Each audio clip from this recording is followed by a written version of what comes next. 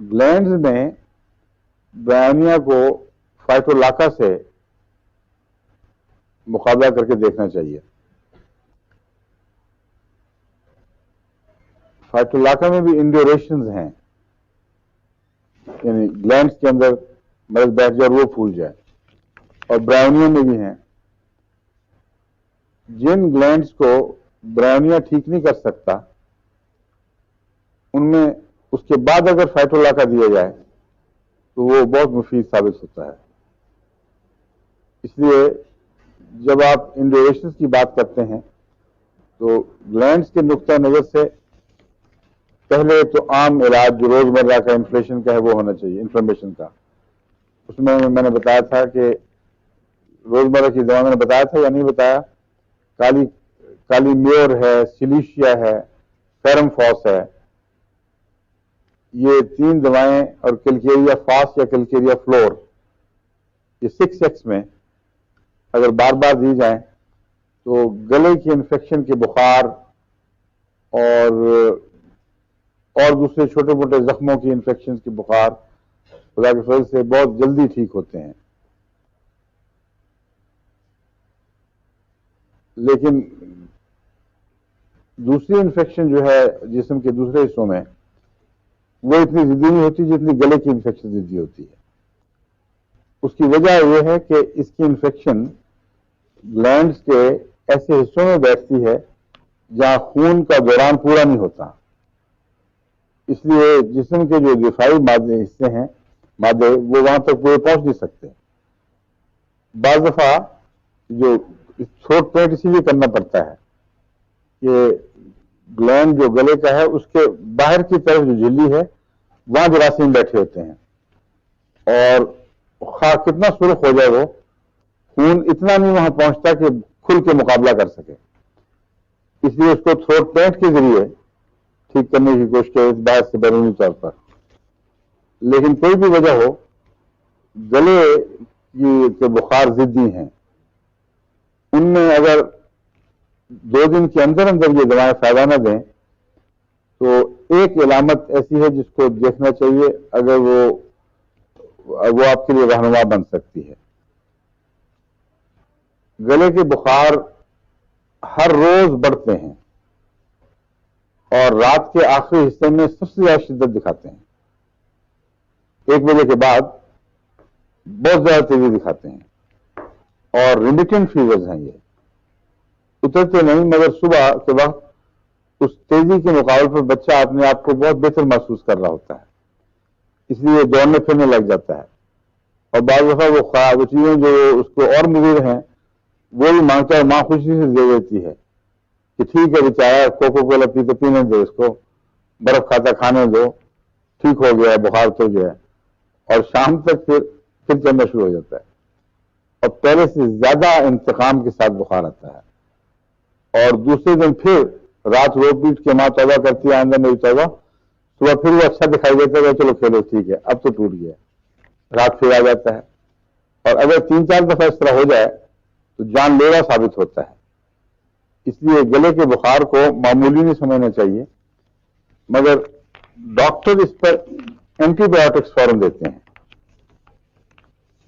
Anti biotics سے بخار اتر تو جاتا ہے، جان بچتی ہے، لیکن 2 باتیں پیدا ہوتی ہیں.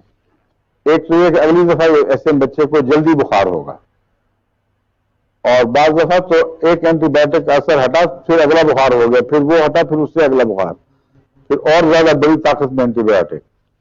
تو ایسے بچے کے مریض، ایسے بچے کا جگر بالکل رہ جاتا ہے، بھوک ختم ہو جاتی ہے، وہ ویسے ہڈیوں کا ڈھانچہ بن جاتا ہے، چڑچڑا سوکھا سالا بچہ، اور گلے پھولنے شروع ہو جاتے ہیں.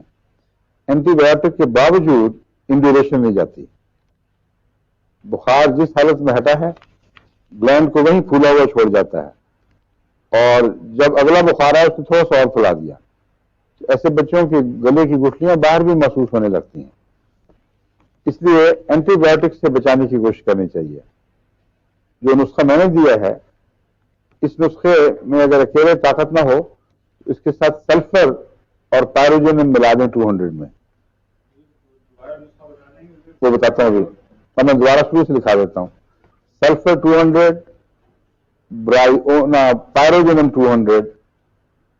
یہ عمومی انفیکشن کے مقابلے کے لیے چوٹی کی دوا ہے، بہت گہرا اثر رکھنے والی، ہر قسم کی انفیکشن سے تعلق رکھنے والی.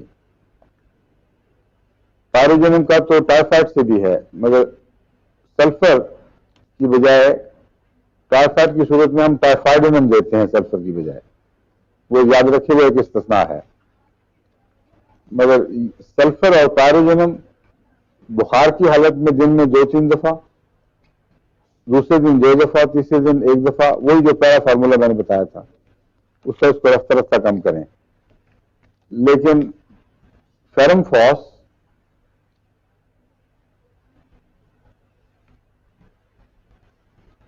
سلیشیا، کالیمیور،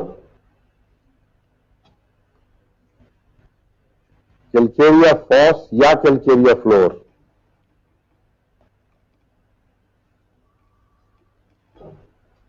کیلکیریا فلور عموماً زیادہ کرونک موقعوں پر جب انڈیوریشن زیادہ ہو جائے اس وقت کام آتی ہے، کیونکہ یہ سخت گٹھلیوں کو گھولنے کے لیے اچھی دوا ہے.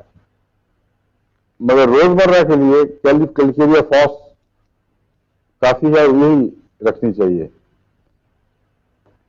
فیرم فاس، سلیشیا، کیلکیریا فاس، کالیمیور، یہ ملا کر شروع میں 15-20 منٹ کے وقفے سے 2-3 خوراکیں دی جا سکتی ہیں.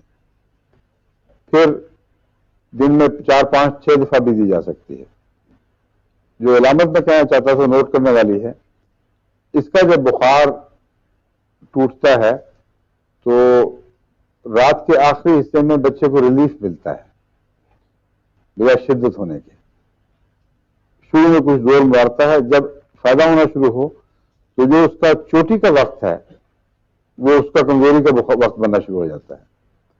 دوسرے دن جو رات کے پچھلے حصے میں آرام سے بچہ سوئے گا، اور تیسرے دن تک یا بخار ٹوٹ جائے گا یا بالکل واضح طور پر کنٹرول میں آ جائے گا. وقت ہونے والا ہے نا، آپ بے چین ہو رہے ہیں کچھ. یہ جب آسنک کا کیس بن جائے مجھے سمجھ آ جاتی ہے کہ وقت ہو گیا ہے. تو ایسی صورت میں بالکل صاف دکھائی دیتا ہے کہ اللہ تعالیٰ کے فضل سے بچہ رسپونڈ کر رہا ہے، یعنی اس کے متاثر ہو رہا ہے. اگر یہ دوائی آپ دے رہے ہیں اور رات کے آخری وقت کی تیزی اسی طرح ہے تو خطرہ ہے، یا دوا بدلیں اور کوئی اور علاج کریں. ایسی صورت میں اگر درد زیادہ نہ ہو گلے میں، یعنی بچہ اس عمر میں بتا سکتا ہو، اور بدبو زیادہ ہو منہ سے، عفونت بیکٹیشیا کی علامت ہے. بیکٹیشیا جہاں بھی پائی جائے گی عفونت ہوگی، اور بے چینی اور غصے کی بجائے غنودگی کا میلان زیادہ ہو تو ایسے بچے کو بیکٹیشیا اینٹی بایوٹک سے بچا سکتی ہے اللہ تعالیٰ کے فضل کے ساتھ. تو اس لیے یاد رکھیں 30 میں وہ 6X میں تھیں. ان دواؤں کے اندر خدا کے فضل سے جو مریض میرے پاس آتے ہیں اکثر ٹھیک ہی ہو جاتے ہیں. شاذ یہ طور پر کوئی ایسا ہو شاید جو نہ ہوا ہو، اس لیے کسی بچے کو اینٹی بایوٹک کی ضرورت نہیں رہتی. مگر برائنیا اس میں کام نہیں آتا. ایسے انفیکشن میں جو وقتی بخار اور یہ ہیں، اگر آتا ہوگا تو میرے علم میں نہیں، اگر کسی کے علم میں ہو تو مجھے لکھ دے، میں پتہ کروں گا کن حالات میں کام آتا ہے.